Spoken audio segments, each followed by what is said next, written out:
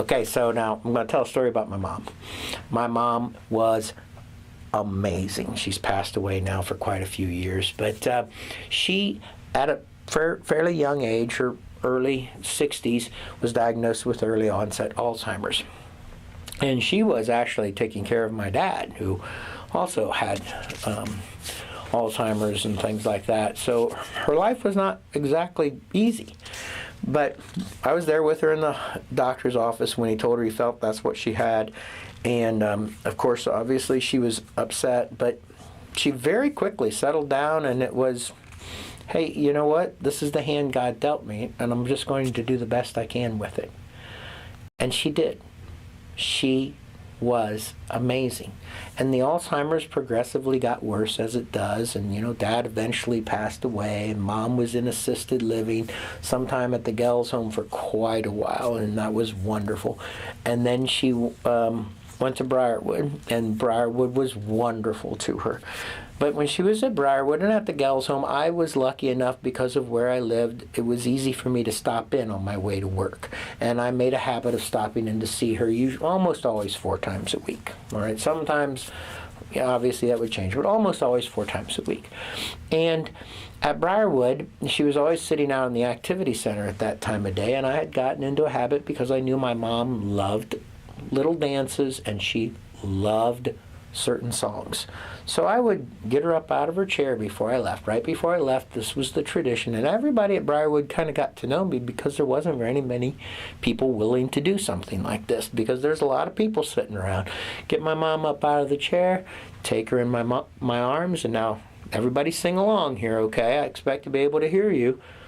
Could I have this dance for the rest of my life? Would you be my partner every night? And when we're together, it feels so right. Could I have this dance for the rest of my life? And then I would sit her down, put on my jacket, walk down the long hall, and go to work. Well, one time on a winter's day, we did that, and I set my mom in the chair, and I walked down this long hall to exit that area of Briarwood. And, sometimes people with Alzheimer's can be a little loud. They lose some of their inhibitions. And I hear my mom say to the nurse's aide there pretty loudly, hey, who was that man I just danced with? And I stopped. I'd been visiting her every day practically for a long, long, long time. And I had to stop. Well, the nurse's aide, everybody knew me there. I believe her name was Megan. She takes off running down the hall, ignores my mom, literally ran over to me and said, Dan, are you okay? And it gave me I took a second to think about it, and I said, you know what? I'm more than okay. I'm fantastic. My mom is in her 80s, and she's not afraid to dance with somebody she doesn't know. Life is not just good. That's amazing. And that brings me to the lesson here, okay? And I've learned a ton of lessons from that little thing as I've rolled it around in my mind. But the most important lesson, in my opinion, is what fear steals from us. Because all too often we're afraid to do some little thing. And we hear about fear stealing from people. They're making their lives not what it could be. But with the stories we always hear, I was afraid to climb Mount Everest, so I didn't do it. Or, I didn't start this company, or I didn't do, there are all these big things. That's not real, okay? I mean, it does happen sometimes, I'm sure, but in reality, where fear really steals from us are these little times when we're afraid to go meet the person sitting at the table next to us. We're afraid to call and apologize to somebody we just recently had an argument with and try to patch it up.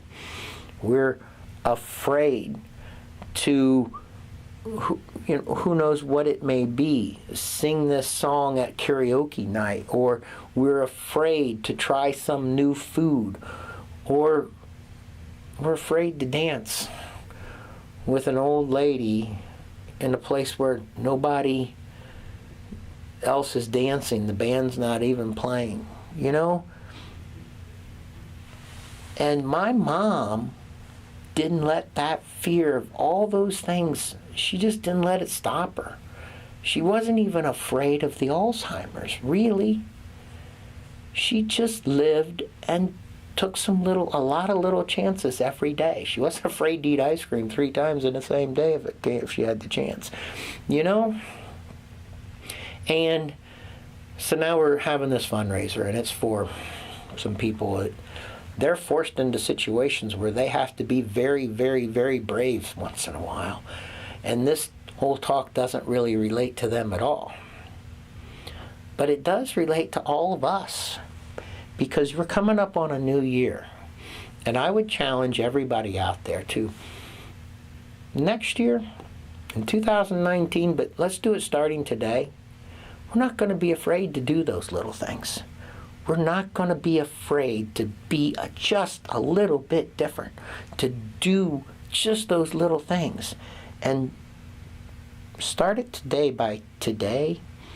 Don't be afraid to go and make that pledge for that donation, and maybe make it a little bit more. Maybe you have this amount in your mind that you think you ought to give, but it just sounds a little too big. Don't be afraid.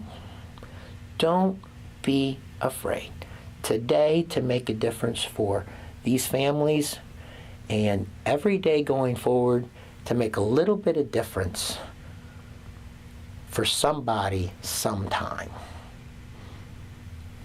Don't be afraid to dance with an old lady when everybody else is watching, or sing when everybody else is listening and you can't sing.